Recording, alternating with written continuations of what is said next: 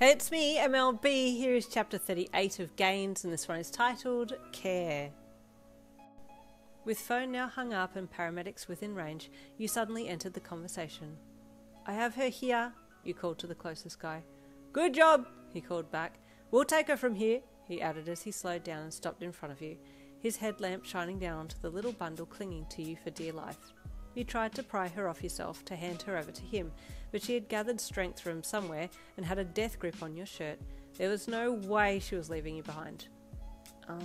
You hummed, trying to get her off yourself and onto the stretcher that he'd pulled up, but nope, she wasn't letting go, and when the paramedic finally did pry her off you, she burst into the most heart-wrenching cry you'd ever heard. I can come, please? She asked, reaching a hand out to stop the guy. I'm okay to come with her, right? I'll come with you to the hospital. I don't know what trauma she has, but I think she'll be calm with me. Please, let me come. That might be a good idea, one of the other guys said when he saw how distraught this little girl was at being separated from you. You quickly stepped past the guy who had originally taken her from you and reached out towards her. Still sobbing pitifully, she reached out to you, and you lifted her off the stretcher and straight back into your arms again, holding her trembling little body against yours. It's a fair hike down. You sure you're going to be okay? The guy, who had said that you could come along to the hospital with her, asked. I'm a hero in training, you said with a small smile. I'll be okay. Oh, are you all heroes in training? The guy then asked, looking past you into the darkness to the others behind you. Yep, they all said in various tones with head nods and smiles. Oh, thank goodness you heard this little one then. She's in safe hands, he said, gesturing to the little girl in your arms. You smiled down at the top of her head, and she turned her face and buried it into your shirt, not crying anymore, but sniffing and hiccuping a little. Onwards you all walked, back down to the waiting ambulance, and you got in with the little girl and held her close as the paramedics checked her over. The others waited outside the ambulance to hear the verdict, then your Momo came to talk to you. Are you going to be okay, Yin? She asked as she popped her head in through the side entrance door of the ambulance. Yeah, I'll be okay. I'm more concerned for this little one, you said, looking down at the girl now snuggled up in a blanket on your lap. She's had a rough time. I want to make sure she feels safe. Your Momo smiled at you and nodded. You have the heart of a true hero, Yin. I'm sure the little one feels it too, she said before giving her farewells and left, walking back to the others. With the paramedics now ready to head to the hospital, you settled back in the seat and looked out the window. True hero, huh?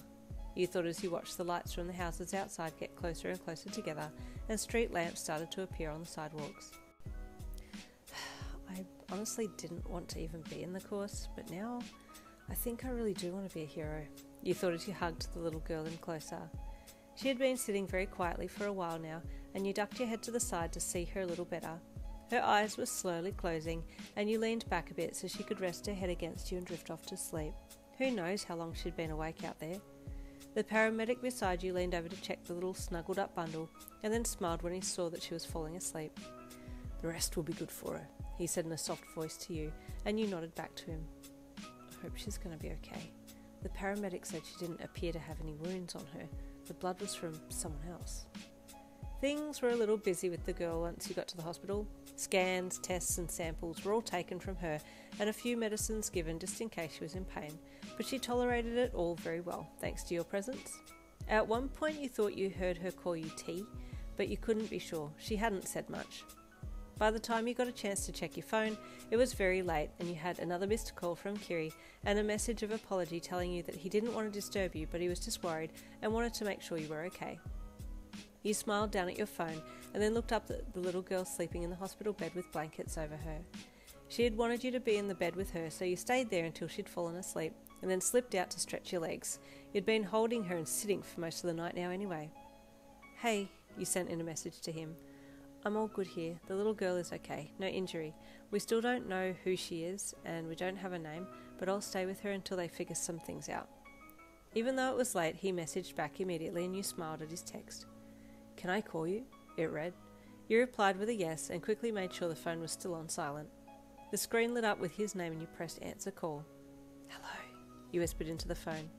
Hey, I'm sorry, I just needed to hear your voice, he said shyly, which made your heart flip and your cheeks burn.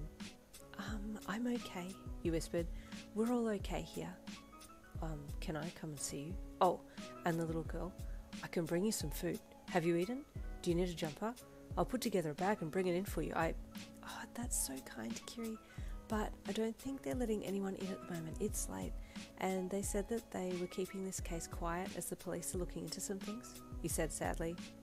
Oh, he said dejectedly, his dejected voice floating down the line. But I'll keep you posted, okay? They might let people in tomorrow, and I'd love a change of clothes. They have food here though, so I'm good with food, he said. Oh, okay. Yes, text me or call me and let me know, he replied brightly. Happy with that, you chatted a little more, and then the doctor came in to speak with you, so you had to hang up. Sweet, sweet Kiri. Stay tuned for chapter 39 coming tomorrow. I'll see you then.